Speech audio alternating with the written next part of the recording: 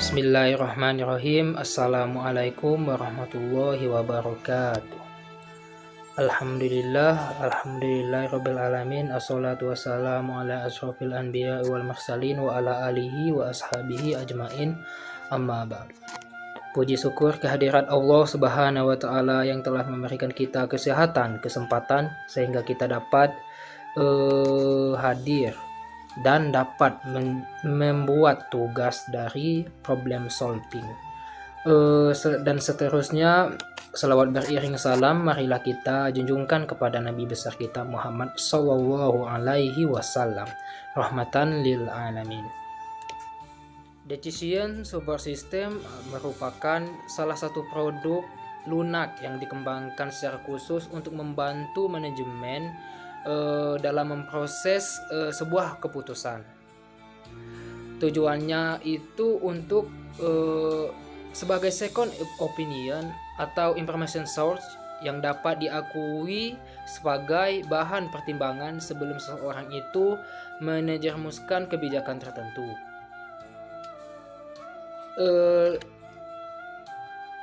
Decision Support System atau biasanya disebut DSS ini sebenarnya merupakan implementasi dari teori-teori yang mengambil keputusan yang telah diperkenalkan oleh ilmu-ilmu seperti Operation Research dan Management Science.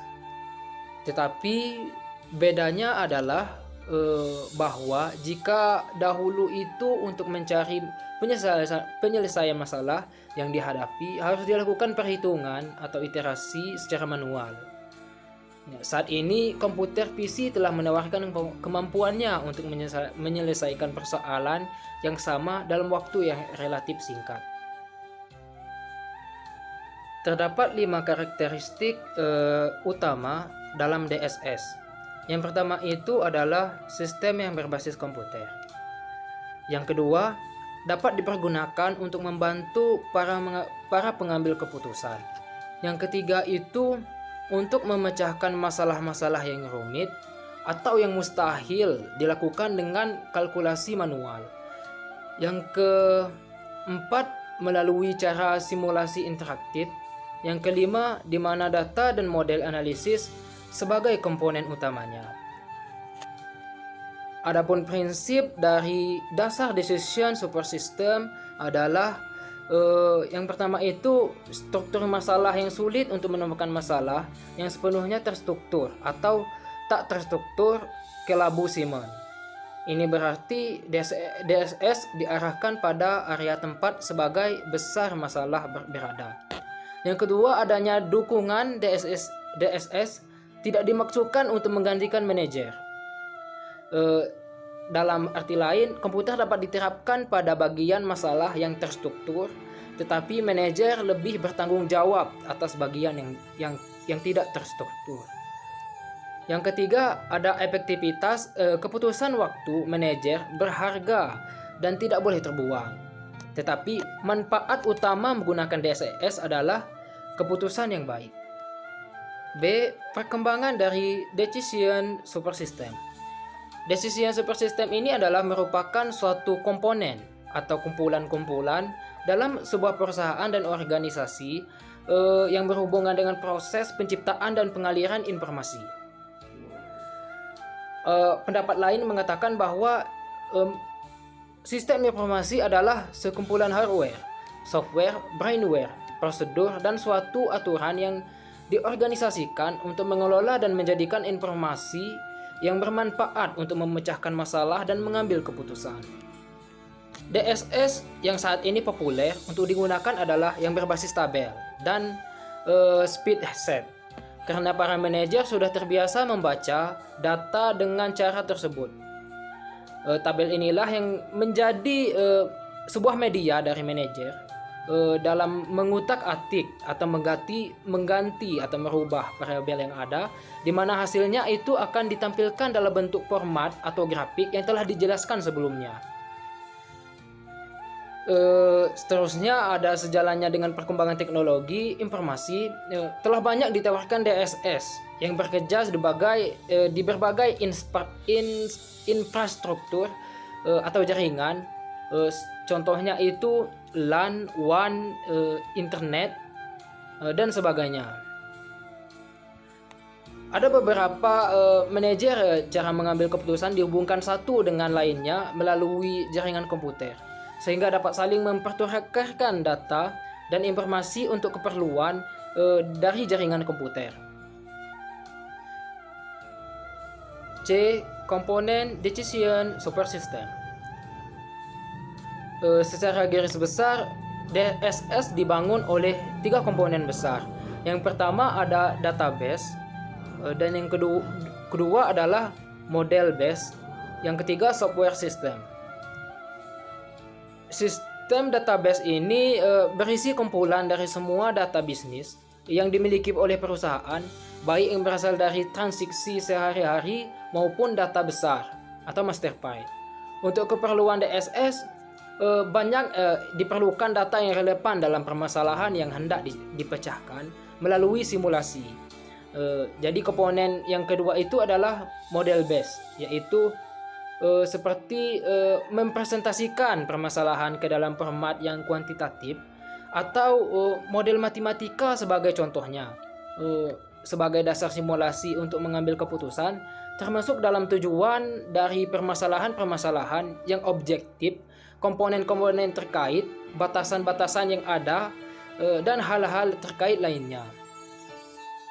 Jadi kedua komponen tersebut untuk selanjutnya disatukan dalam komponen ketiga atau software system. Setelah sebelumnya direpresentasikan dalam bentuk model yang dimengerti oleh komputer.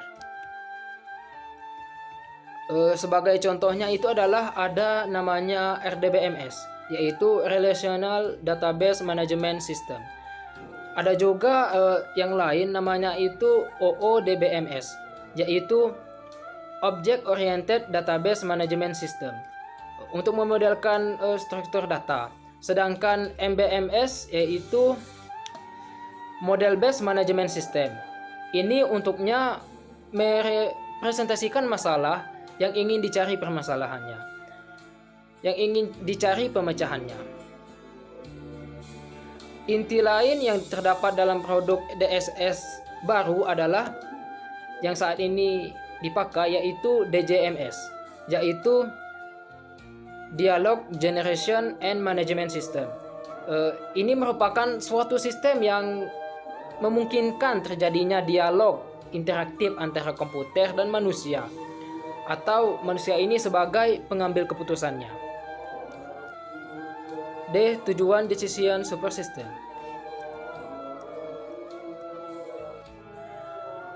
Tujuan dari Decision Support System ini adalah berhubungannya dengan 3 prinsip dasar dari DSS, yaitu struktur masalah, dukungan masalah, dan efektivitas keputusan. Yang pertama itu membantu manajer membuat keputusan untuk memecah masalah semi-instruktur. Yang kedua, mendukung keputusan manajer dan bukannya mengubah atau mengganti keputusan tersebut. Yang ketiga, meningkatkan efektivitas manajer untuk pembuatan keputusan dan bukannya meningkatkan efisiensi. Dalam Decision Support System ada 6 jenis yang harus dipahami, yaitu yang pertama ada namanya Retrieve Information Element atau memanggil elemen informasi. Yang kedua, Analyze Entire Place atau menganalisa semua file. Yang ketiga, Prepare Report from Multiple Files, laporan standar dari beberapa files. Yang keempat, adanya Estimate Decision Consequence atau meramalkan akibat dari keputusan. Yang kelima, adanya Propose Decision atau menawarkan keputusan. Yang keenam, Make Decision atau membuat keputusan. Dan ada jenis-jenis lain dari DSS atau Decision Support System, yaitu yang pertama itu mengambil elemen-elemen informasi, yang kedua menganalisis seluruh file, yang ketiga memperkenalkan akibat keputusan, Yang keempat yaitu menyiapkan laporan dari berbagai file. Yang kelima, mengusulkan keputusan, dan yang keenam itu membuat keputusan. Kemudian ada fokus utama untuk konsep DSS atau Decision Support System, yaitu komputer harus digunakan untuk mendukung manajer tertentu untuk membuat keputusan dan memecahkan masalah. Yang pertama itu adalah caranya yaitu model matematika, dan yang kedua database, yang ketiga perangkat lunak. F. Characteristic Capabilities the Decision Support System.